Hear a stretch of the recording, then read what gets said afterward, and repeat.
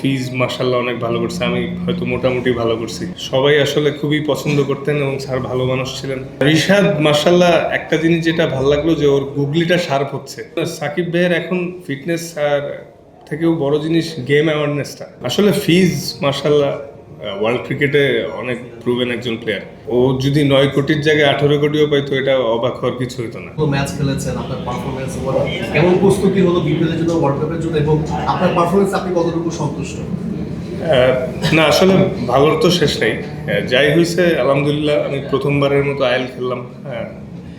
তো আমরা 3জন বাংলাদেশি ছিলাম, আবার রিশাদও বিগ ব্যাশ খেলছে, তো এটা আমাদের জন্য একটা ভালো এক্সপিরিয়েন্স হচ্ছে। ফিজ মাশাআল্লাহ অনেক ভালো করছে, আমি হয়তো মোটামুটি ভালো করছি, রিশাদও ভালো করছে। তো এটা ডেফিনেটলি ইন ফিউচারে আমাদের বিপিএল আছে, এটাও খেলার পর ওয়ার্ল্ড কাপটা যখন যাব আমাদের একটা ভালো প্রস্তুতি হচ্ছে আর কি। তাসকিন ভাই, আপনি একটু লেটে জয়েন করলেন, এর মাঝখানে একটা ইনসিডেন্ট ঘটে গেছিল যেখানে আপনার নামটা বারবারই আসছিল যে আপনার শরীর না আমি এখানে একটা মিস ইনফরমেশন মনে হয় আপনার পাইছেন। আমার ছেলের অ্যাকচুয়ালি শরীরটা একটু খারাপ ছিল, এই জন্য আমি ফার্স্ট ম্যাচটা আসিনি। কারণ একে তো আমি 42 দিন পরে দেশে আসছি, তো এসে যখন দেখলাম ও একটু সিক, তো তখন আমি ঢাকা টিমকে জানালাম যে আমি একটা ম্যাচ পরে আসছি। ওইটার দিকে ওই যে মানে জাকিবের যে মৃত্যুটা, সেটা আপনার জন্য আসলে কতটা শকিং ছিল? এবং এটা খুবই শকিং, কারণ to be honest Zakir sir সেই আন্ডার 15 থেকে আমার অনেক পছন্দের একজন কোচ, এবং শুধু আমার না, অনেক আমাদের লোকাল যতই ফাস্ট বলাররা আছে সবাই আসলে খুবই পছন্দ করতেন, এবং স্যার ভালো মানুষ ছিলেন। আল্লাহ বেহেশতে নসিব করুক। এটা একটা বিগ লস, কিন্তু মানে সবারই একদিন যাইতে হবে। এখন আল্লাহ বেহেশতে নসিব করুক, এই দোয়া করা ছাড়া তো এই মুহূর্তে কিছু করার নেই। কয়েক মাসের আগেও মানে এনওসি পাইতেন, তেমন খারাপ লাগা ছিল। এখন এনওসি পাচ্ছেন, বাইরে নিয়মিত খেলতে পারতেছেন, এটা একটু ভালো লাগতেছে। কি কাজে লাগতেছে? একটা প্রশ্ন আছে, কিভাবে জানলেন যে জাকির স্যার খবরটা জানার পরে আসলে ইমিডিয়েট আপনি কি করেছেন? না আসলে এনওসি পেতে পেরে খুবই ভালো লাগতেছে, কারণ যত খেলবো টু বি অনেস্ট ডিফারেন্ট কালচারের প্লেয়ারদের সাথে ড্রেসিং রুম শেয়ার, অনেক কিছু শেখার আছে এখানে। তো প্লাস ডিফারেন্ট কোচিং প্যানেলস থাকে এবং সবাই সবার এক্সপিরিয়েন্সটা শেয়ার করে, যেটা নিজের ক্রিকেটে উন্নতি করতে অনেক সহায়তা হবে। এবং থ্যাঙ্কস বোর্ডকে যে তারা এনওসি দেওয়া শুরু করেছে, এবং এটা আমাদের ফিউচারে আমাদের প্লেয়ারদের জন্য একটা পজিটিভ সাইনই হবে আশা করছি। আর জাকির স্যারের ওই বিষয়টা যখন আমি বাসায় বসে ম্যাচ দেখতেছিলাম, তো হঠাৎ যখন শুনতে পাইলাম খুবই শকিং ছিল বিষয়টা। আর আমার ছেলের কয়েকদিন আগে শূন্যতে খাটতে হয়েছে, তো এই মুহূর্তে আসলে আমি আসতে পারিনি, তার পরের দিনই আসছি। তো অলরেডি আসতে আসতে তো স্যারের দাফন হয়ে গেছিলো, শেষ দেখার ভাগ্যটা হয়নি আর কি। আইএলটিসি থেকে মানে আপনার শিক্ষাটা কি? কারণ আপনারা লিখছেন, ভালো বড় করেছেন, সেখানে একটু শিক্ষা আছে কিনা?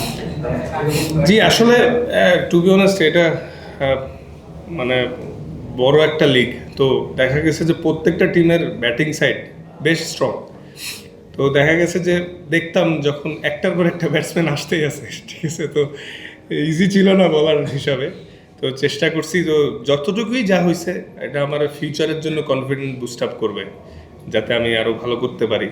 এবং মানে কালচার ওয়াইজ প্রফেশনালিজম সব কিছু অনেক সুন্দর ছিল এখানে।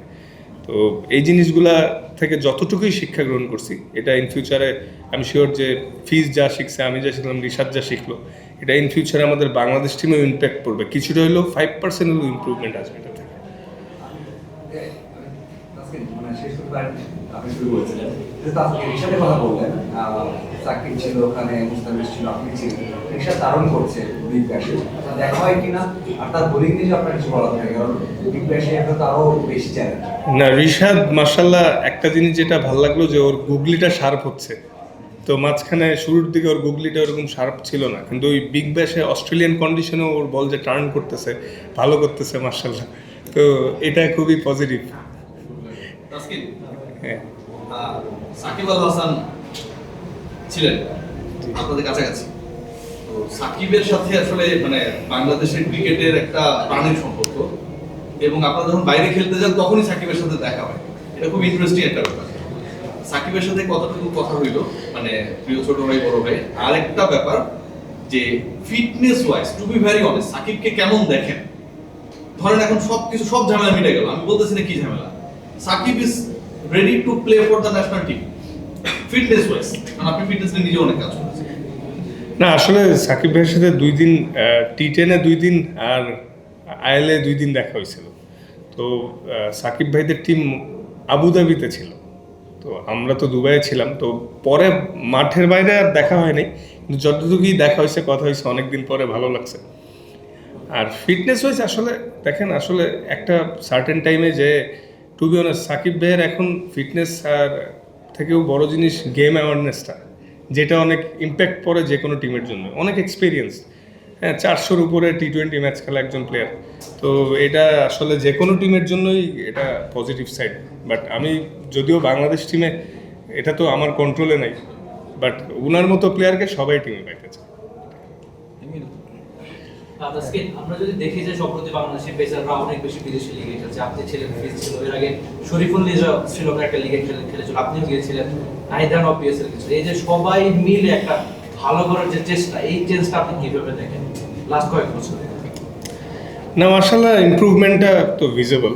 আর টু বি অনেস্ট বাইরের দেশে গেলে কিন্তু একটা প্রেশার থাকে আপনি অ্যাজ এ ফরেন প্লেয়ার হিসাবে যখন খেলতে নামেন, কারণ ওইখানে এমন না যে আপনি খারাপ করলে আপনাকে খেলাবে, 2-1টা ম্যাচ খারাপ হলেই হয়তো বসায় দেওয়া হয়। বা মানে আমি যেই টিমে গেছিলাম, এই টিমে 23টা প্লেয়ার ছিল, এর মধ্যে 17টা ফরেন প্লেয়ার, ঠিক আছে। তো বাট ভালো লাগছে যে আমি লাস্টের দিকে কিছু ম্যাচ খেলছি, এবং হয়তো আনফর্চুনেটলি আমাদের টিমটা কোয়ালিফাই করে নাই, বেশ কিছু ব্যাটসম্যান মিসিং হয়ে গেছিলো, চ্যাপম্যান ইনজুর্ড হয়ে গেছিলো, টিম ডেভিড চলে গেছিলো। কিন্তু ওভারঅলই আমি মনে করি যে এরকম লিগ আমরা খেলতে পারলে আমাদের ইমপ্রুভ হবে আরও বেশি ইনশাআল্লাহ। T20 আপনার 3 জন ছিলেন, মুস্তাফিজ আইপিএল একটা বড় অ্যামাউন্ট পেলেন, বাংলাদেশিদের কদর বাড়ছে কিনা? না এটা তো ভিজিবল। আসলে ফিজ মাশাআল্লাহ ওয়ার্ল্ড ক্রিকেটে অনেক প্রুভেন একজন প্লেয়ার, মানে ও যদি 9 কোটির জায়গায় 18 কোটিও পাইতো, এটা অবাক হওয়ার কিছু হতো না, কারণ ও ডিজার্ভিং একটা প্লেয়ার। ও মাশাআল্লাহ প্রুভেন, এবং আইপিএলেও অনেক ম্যাচ খেলছে, ভালো করে দেখাইছে, আর আইএলও তো দুর্দান্ত খেলছে। তো এটা আমার কাছে সারপ্রাইজিং না, আমি মনে করি ফিজ আরও বেশি ডিজার্ভ করে। তো আশা করছি এভাবে যদি হইতে থাকে আমাদের সব প্লেয়ারদেরই কদর বাড়বে ইনশাআল্লাহ।